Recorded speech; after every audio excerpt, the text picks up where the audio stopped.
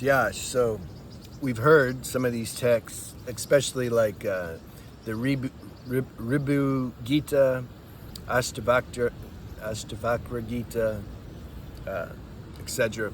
It's an outpouring of these beings who have realized their non-dual nature. Nothing exists. I don't even exist to say that nothing exists, etc., etc. Is it true? Yeah, it's true. Have you realized that? Have you really realized that on a level beyond mind? Can you discern the difference when you know something intellectually versus when your being is announcing something? This is an important discernment. A lot of people, they don't know the difference. They say, no, my whole being, I'm speaking from the center, speaking from the core right now. The being in the core doesn't like try to, doesn't do that. Doesn't say like, no, really, like, doesn't do that. It says what it says, or maybe it doesn't say anything and that's it. It's like the truth stands alone as truth. But here's the conundrum. There's an appearance. I don't like that word. See? I don't want to talk like the non-duals. There's this human self, which consists of mind, body, emotions, desires, aversions, likes, dislikes, etc. That's born and then it dies, right? There's that too. That has embarked on this evolutionary journey to try to become more awake. What does it mean, become more awake? It means it gets more and more fused and merged with this non-dual nature that I tried to say a little bit about in the beginning of this video, which is stainless, formless, eternal, etc. That's the game. The human self gets more and more merged. It doesn't have to be human self. Any individual self. When we leave this plane, we're not going to be human anymore, but maybe we'll be in our astral body or our causal body. We're going to have some kind of body because the show goes on. The consciousness wants to individually exist so that it can recognize itself, its pure self. How? By playing the game of fusion. See? So this is why I feel if somebody says, what's your main purpose? What do you want to drive home when you make these videos? What's your main point? That's my main point. Not to just be one-dimensional and say over and over again how nothing really exists.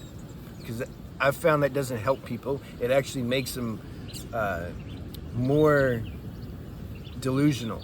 Because then the mind starts parroting all these things and it thinks it did something, or but then let them be in a extenuating situation or circumstance and they're not going to be they're going to be talking a little different, you see. So the so-called conundrum that I was saying was something. Let's assume that you're aware of this pure nature, this pure self. Somehow you got a glimpse of that. Somehow you've come into that realization. You can't deny, though, there's still a human self, because we have a human body, that there's still some compellingness to keep merging with this universal self that you discovered. Like, that's still there. So what I'm trying to share over and over again in different ways is not to neglect that. There's something that doesn't want to neglect that. The mind will try to override that and will justify by saying, but I've already realized my non-dual nature, like nothing exists. Why would I focus on something that doesn't exist? See, this is mind talking like that. But if you surrender yourself, you can feel like the show wants to go on. There's still this, look, this 3D game is super real. Remember my technique? If you don't think it is, take a rock and hit yourself in the head. You're gonna feel it. That's what I want to give the non-duals. Nothing exists, nothing exists. Okay, let's just do this exercise and, then what? What are you going to say? Well, it's an appearance. Okay. Pretty real appearance, isn't it? If you hit yourself real hard. So this human self, it's very real. Why? Because the non-dual universal self is giving life to this human self. It's the core essence of the human self. It's playing the role. So it's going to make it real because it's real, the non-dual self. Uh-oh, dogs. Don't knock my camera over. It always does that. Okay. See? That's what happens. He got away from his owner. Oh, maybe his owner's there. Yeah, we're good now. So you have to continue to flow with this show. Because then there's going to be a sense of balance in you, and then you're going to be able to actually help people. If you're see, either way it isn't balanced. If you're just focused on the non-dual, pure, absolute self, and neglect the human self, or vice versa. If you're so focused on improving the human self, and I gotta find the trauma, hey, go see my other channel on Transcending Shadows. I talk more about that. It's more like earthbound shadow work. That's also necessary. But people can go the other way on that too and focus too much on that. I gotta find this trauma. Where's this darkness? I gotta find it. It's blocking me. It might be, but it may not be. It may be the mind just looking for something to work on too, Anyway, balance, the real balance is you recognize, uh-oh. Come on, don't. All right. You recognize, you do the self-remembering as much as you can. You recognize this formless nature, this presence. You keep your attention there for however long. We're not really doing that either, okay? But let's, otherwise there's nothing to say. If we just say, nothing exists and I'm not doing anything, okay, well, I'll just turn the video out. Like, what are we doing? All right, so you give some attention to this, your pure, essential, unstained self, while at the same time you cooperate with this human self that's constantly being merged more and more with this pure self. That's the balance. What does that mean, though? Cooperate with the human self that's trying to merge with its pure self. It just means flow with the show. It's like that new, I always forget the name of that 3D virtual reality game, Onyx. I think it's called Onyx. It would be like you put that on, you're like, yeah, I want to experience that. You put that thing on, and then you're riding the roller coaster, and then you just shut your eyes. You're like, well, but this don't really exist. I'm wearing a VR equipment, so it don't exist. Well, no, it's on you though. Like you're putting it on, so cooperate with it.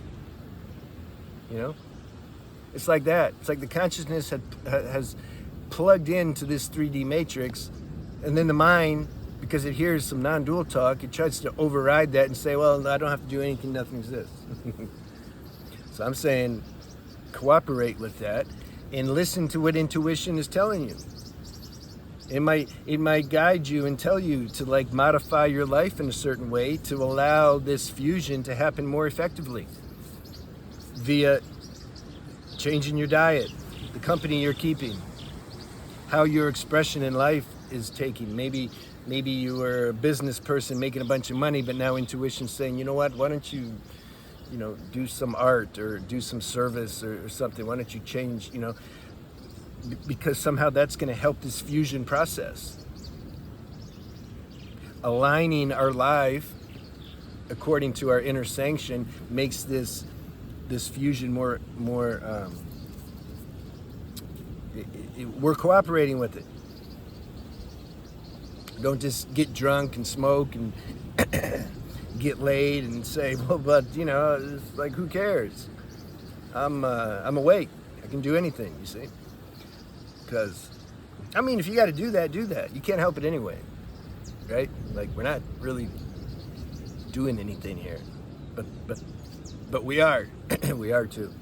So that's what I'm saying. This show is super real, isn't it? It's like so real. Even though it's not real in the sense that it's always changing and that we're going to be off this planet before we know it, so it can't be, you know, the real definition of real means permanent. So this isn't that, but yet, man, it sure feels real, don't it? So cooperate with that. Surrender to that. I mean, otherwise life's going to, you know, you're going to have to do this at some point anyway.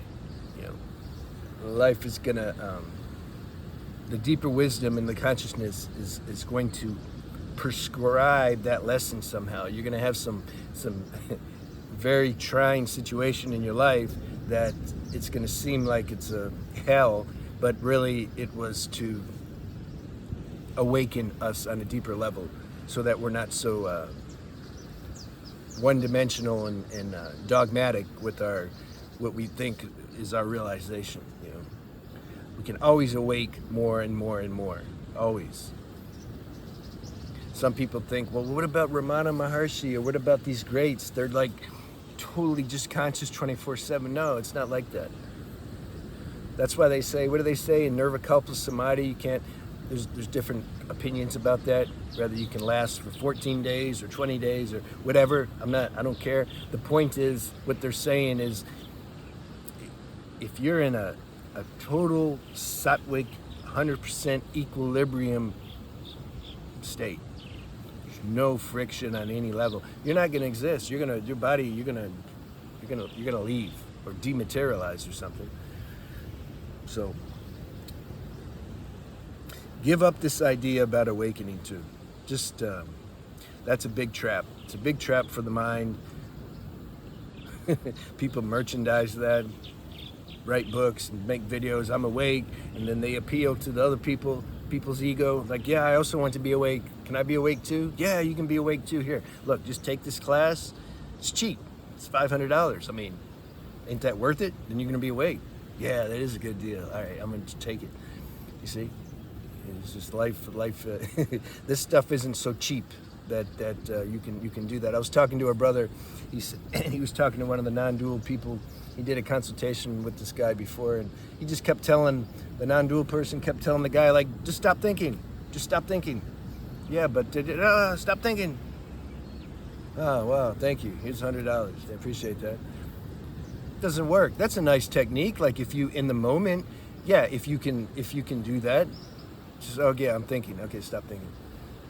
But you might find that your spiritual practice needs to be a little more inclusive than just trying to just say, like, okay, I found the answer. I'm gonna stop thinking. You know, this is an individual journey. We all have to we have to find our way. You know, this message I'm sharing doesn't appeal to everybody, probably not to most, but there's a few out there. That's why I keep making videos. So yeah, enjoy. All right, I'll see you later.